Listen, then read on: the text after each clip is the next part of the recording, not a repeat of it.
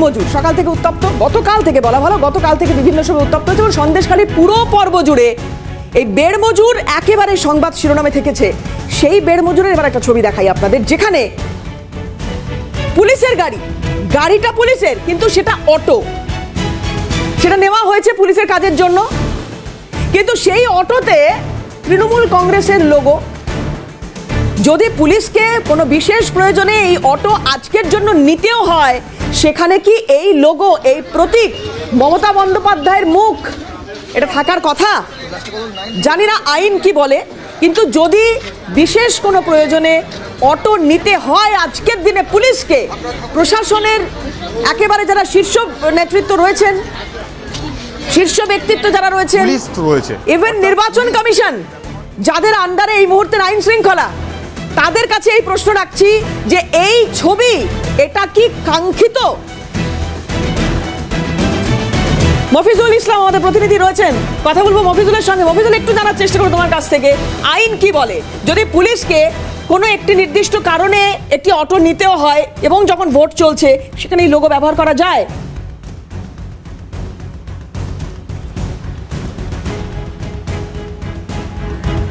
দেখা যায় না তো, অবশ্যই নির্বাচন কমিশনের সেই নিয়মকে লঙ্ঘন করছে পুলিশ নিজেই। তুমি জানো যে বেড়মুজুর বরাবরই কিন্তু উত্তপ্ত হয়েছে এবং সেই বেড়মুজে নির্বিঘ্নে শান্তিপূর্ণ ভোট করানোর জন্য একজন মহিলা আইপিএস এর নেতৃত্বে বেড়মুজে একটা বিশাল পুলিশ বাহিনী পোস্টিং করা হয়েছে নির্বাচন কমিশনের তরফ থেকে। সেই মহিলা আইপিএস তিনি মাঝে মধ্যেই বিভিন্ন এলাকা তিনি ভিজিট করছেন, বুথের সামনেও যাচ্ছেন। কিছুক্ষণ আগে তিনি খবর পান গাজীখালী এলাকায় 139 নম্বর বুথে সেখানে 1.5 ঘন্টা ধরে ভোট গ্রহণ বন্ধ রয়েছে।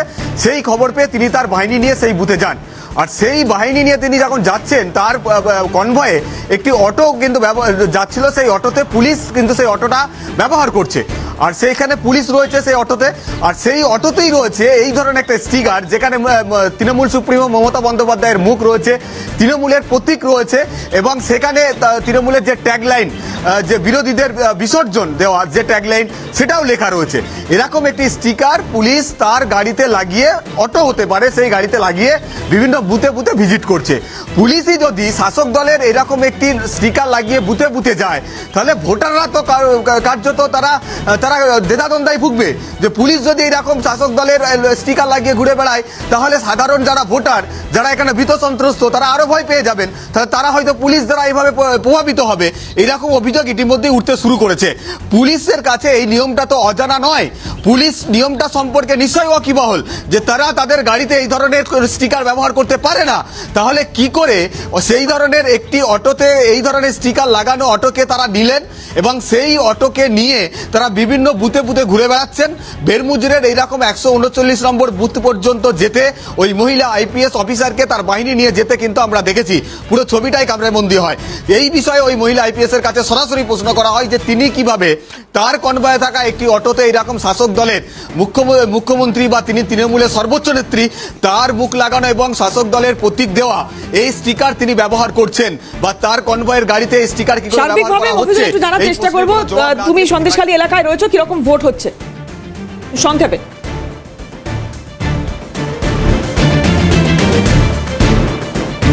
দেখে এখনো পর্যন্ত মেজর কোনো গন্ডগোলের খবর নেই।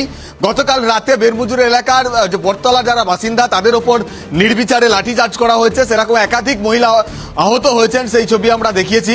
তাদের বক্তব্য ছিল যে এটাই যে পুলিশের পোশাকে মুখে কালো কাপড় বেঁধে রাজ্য পুলিশকে সঙ্গে নিয়ে কেউ তাদের পাড়ায় রাত্রি অন্ধকারে ঢুকেছিল, গভীর রাতে ঢুকেছিল, তারাই কিন্তু এই লাঠিচার্জ করেছে। এই ঘটনায় তারা অভিযোগ জানিয়েছেন। এর বাইরে এখনো পর্যন্ত সব জায়গাতে নির্বিঘ্নে ভোট হচ্ছে। কয়েকটা জায়গাতে ইভিএম এর প্রবলেম ছিল, কয়েকটা জায়গায় বিরোধী দলের এজেন্টরা তারা ঢুকতে ভয় পাচ্ছিলেন, যদিও পরবর্তীকালে তারা প্রত্যেকেই ঢুকেছেন, কারণ বিভিন্ন এলাকাতে শাসক দল বুথ ঘিরে রেখেছিল বলে অভিযোগ উঠেছিল। কিন্তু এর বাইরে আর কোনো ধরনের বড় কোনো। আপাতত অনেক ধন্যবাদ মফিজুল, কথা বলছিলাম, মফিজুল আমাদের সঙ্গে ছিলেন।